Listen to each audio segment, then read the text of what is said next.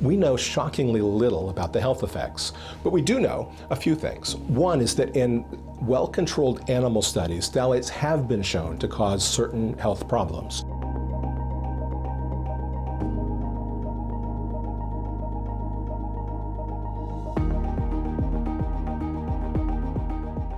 For chemicals that are in so many of our bodies, in one recent study, 98% of people's urine tested positive for phthalates.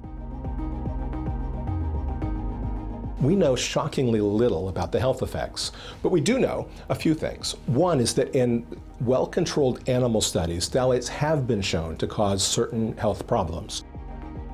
And two, when you go out and randomly measure phthalate levels in people, you often find a higher rate of those same health problems. So what kinds of things are we talking about?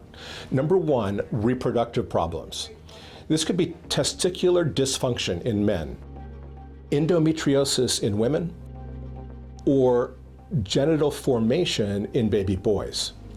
Number two is increased waist size. People with higher phthalate levels are more likely to have a bigger waist, even eating the same number of calories and having the same exercise. Number three is increased insulin resistance. Harder to control blood sugar. This is a precursor to diabetes.